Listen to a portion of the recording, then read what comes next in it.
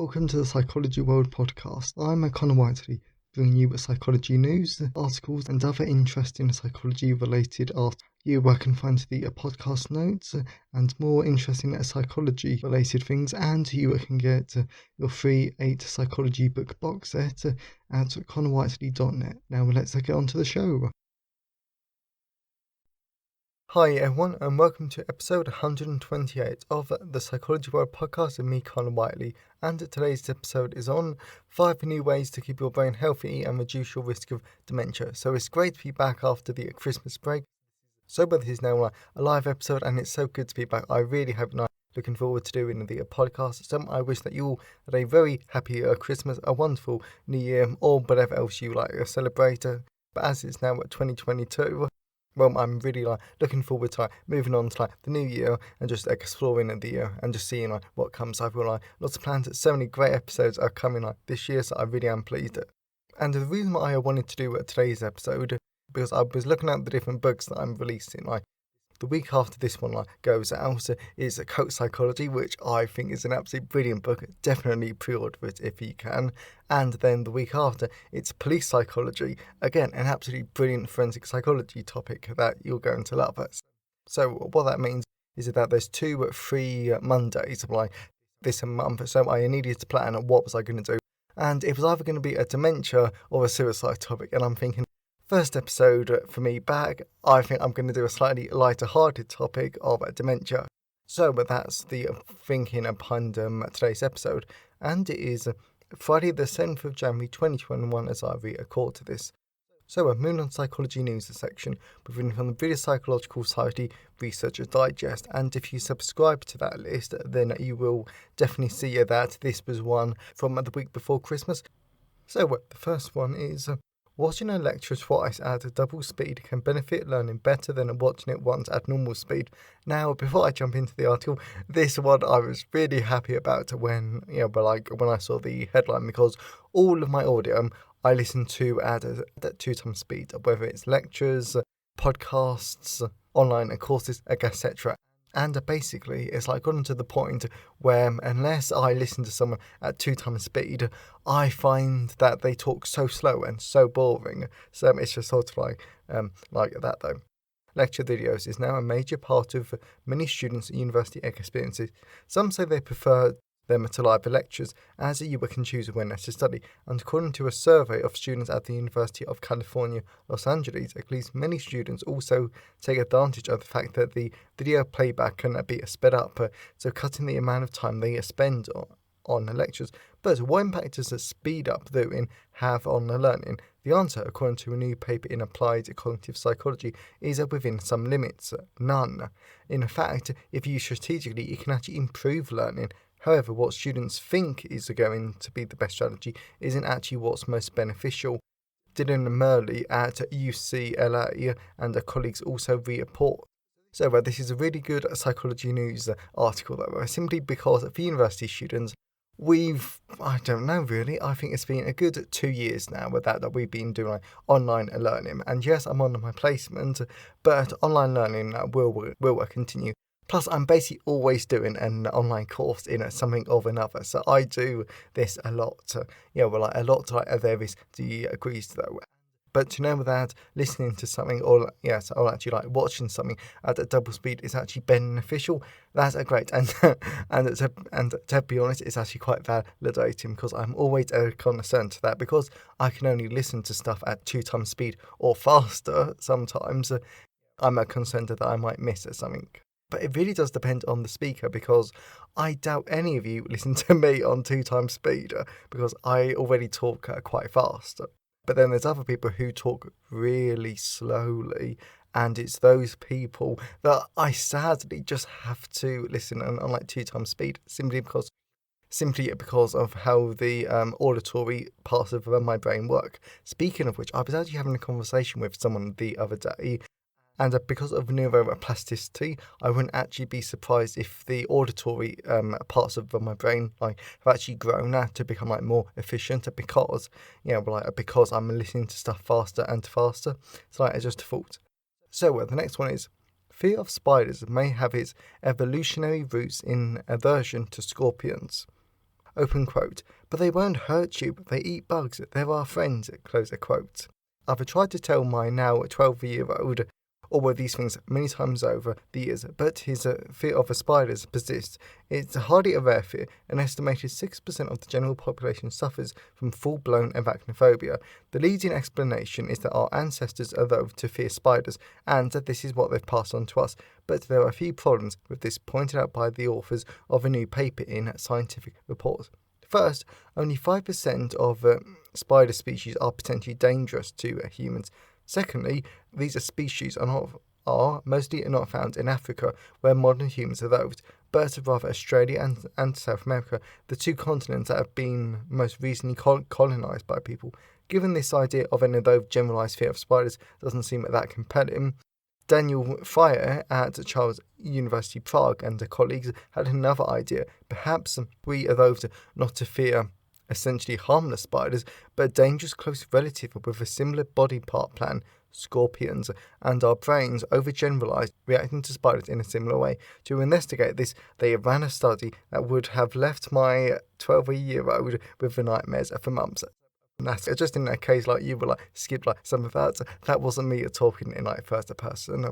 But this is actually quite a brilliant idea, because I do not understand where some psychology people get it, but they think that people are trying to prove that evolutionary theory cannot be applied to all human behaviour. Granted, I think that is the focus of evolutionary psychology, but we just know that is flat wrong. Not all behaviours are evolved, because some of them just do not make sense whatsoever. For example, homosexuality. I cannot see how that has an evolutionary explanation, considering the whole part of considering the whole point of evolution is to ensure that the species survives. Some evolutionary theory, though, is always really useful in psychology, but it does have limits. So it's always good that we are trying to rethink about it. But if we build upon the second point, though, we know from cognitive psychology that our brains do have a terrible habit of overgeneralizing us. This is very plausible, and it's actually very interesting. And I almost put my hand in boiling hot coffee. So moving on to the last one. Oral history study explores what it's like to receive an autism diagnosis later in life. A key development in autism research in the last 20-odd years has been the use of less rigorous methods such as interviews, fieldwork and surveys instead of those based on a standardized measure or other lab-based tasks. The looser approaches in tandem with increased popularity of autobiographical writing by autistic people have served to complement more traditional research by adding nuance and detail to the understanding of the condition. Now, a team from Australia, led by Rosanna Lilly, has used such an approach with a population underrepresented in autism research, namely late diagnosed adults. The author conducted oral research with 26 autistic adults born before 1975, thus growing up before the condition was widely known, and diagnosed when over the age of 35. Lilly and her colleagues were interested in how participants' sense of their own identity changed and how receiving a diagnosis may have impacted it. So I'm actually not going to click on it and actually go in at any great depth.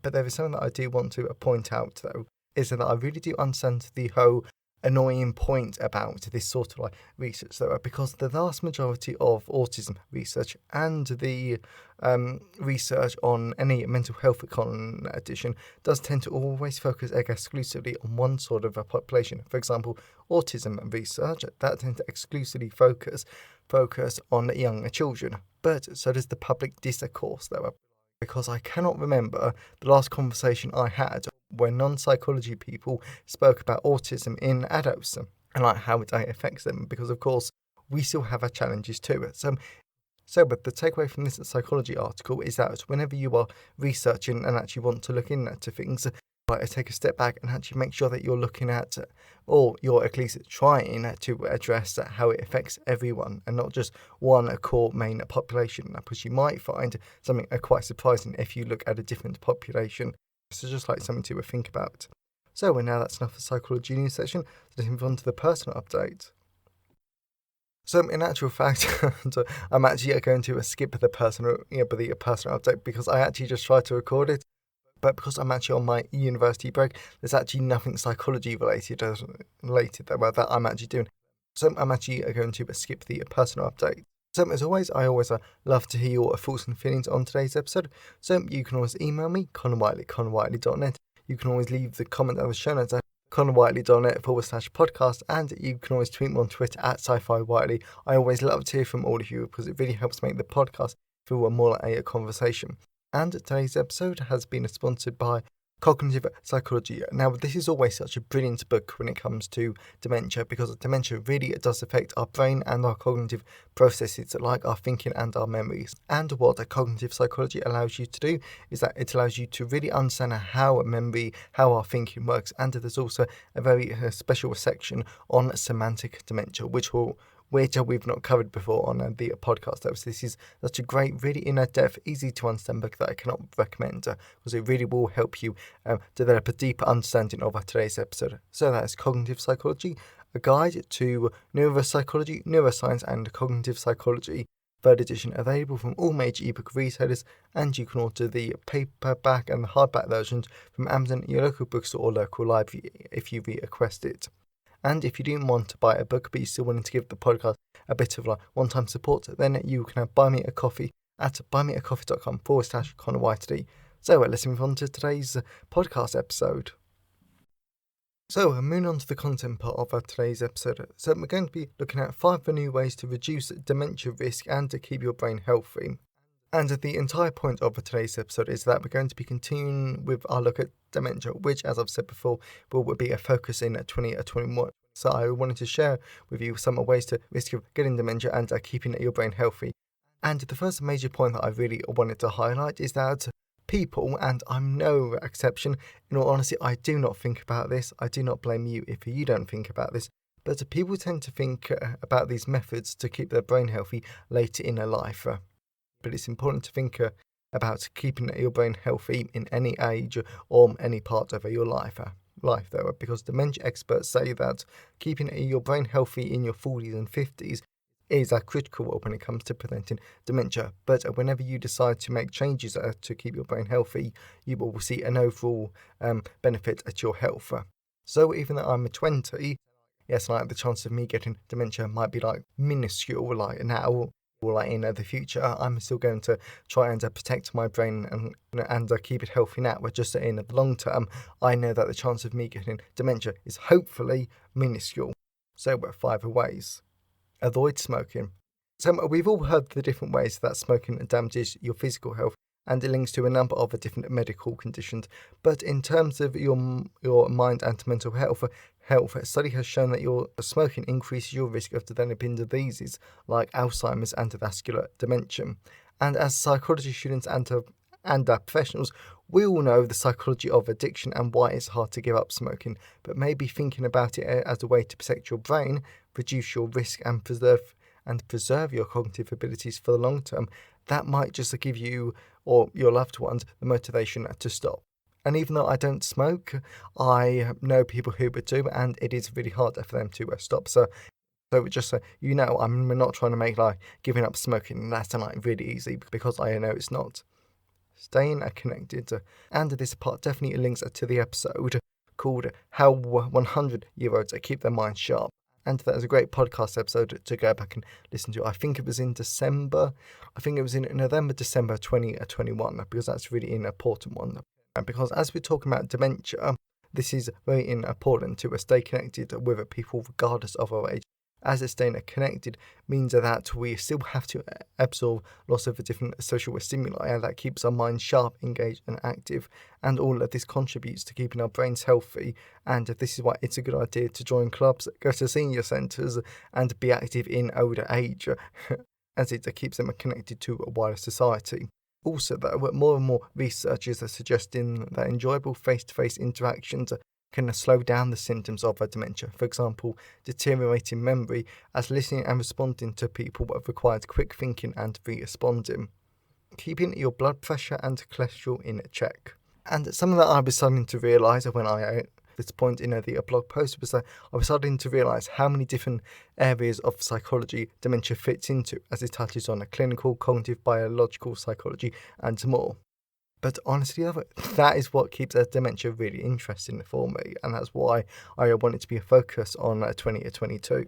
Anyway, so having higher blood pressure and high cholesterol can cause you to experience a lot of different health problems, so it's important to keep them in a check, as well as keeping them in a check does have reduce your risk of developing dementia.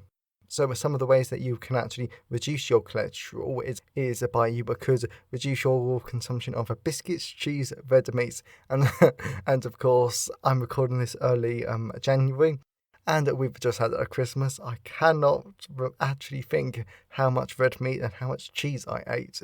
Oh yes, and of course biscuits during during at that time though. But it's January, it's a healthy time.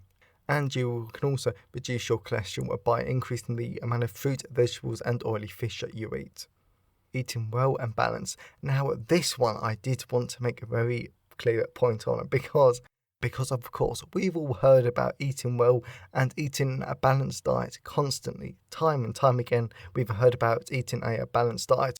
But no one ever tells you what a balanced diet actually is. Like if you watch any health food advert, any diet supplement, they will say something along the lines of to be eaten as part of a balanced diet. But no one tells you what a balanced diet is. So I'm actually going to explain it here though. But first, eating well and balanced is a great way to reduce your risk of developing several health conditions in later life. And what it means is that eating a balanced diet could help you reduce your risk of dementia by reducing your risk of cardiovascular disease. And eating well means eating healthy, but it doesn't mean cutting fats out altogether, as some fats, like those found in oily fish, nuts, seeds, and avocados, do have health benefits, as well as a good balance of fibre, fruit, vegetables every week can go a long way to keeping your body healthy and to giving it the nourishment it means. So there you have it. That's what a balanced diet means. And in that case, I'm losing anyone because this is a psychology podcast and they don't exactly see a psychology connection. The connection is by keeping it in your brain healthy, and the brain is instantly covered by cognitive, biological, and neuropsychology too, is that it reduces your risk of developing various conditions that can cause your cognitive abilities to decline, which results in your behaviour changing. And as the human behaviour is the purpose of psychology, that's the connection in case you were lost a bit. So the last one. Exercise and keep your brain active. So I know that I mentioned this in the last podcast episode, but I want to remind you of it because keeping your brain both mentally and socially active is a vital way to reducing your risk of dementia, as it keeps your brain busy and processing information. This can be as simple as learning, doing puzzles, crosswords, or listening to a certain psychology podcast like you are now, or reading non-fiction books. Overall, it's about keeping your brain active and making sure it has a new information to process, because that's the real key. It's all about keeping your brain active. So I really hope that you enjoyed today's episode and that you got something out of it. If you know someone who would benefit from today's episode, then please share it with them. I'm always really grateful when you wonderful people help spread the word about the podcast. And from now on, when it comes to Dementia podcast episodes, we start to look at the stuff that no one actually talks about when it comes to dementia, because now that we've basically covered the dementia basics, but now I want us to go to the more advanced stuff, if you want to call it that. So if you want a deeper understanding of cognitive psychology, then definitely check out Cognitive Psychology, a guide to neuroscience, neuropsychology, and cognitive psychology, third edition, available in all the usual places. And if you wanted, you can buy me a coffee at buymeacoffee.com/Conor Whiteley. So have a great day, everyone, and I'll see you next time. Welcome to the Psychology World podcast. I'm Conor Whiteley, bringing you psychology news, articles, and other interesting psychology-related articles. You can find the podcast notes and more interesting psychology-related things, and you can get your free 8 psychology book box set at conorwhiteley.net. Now let's get on to the show.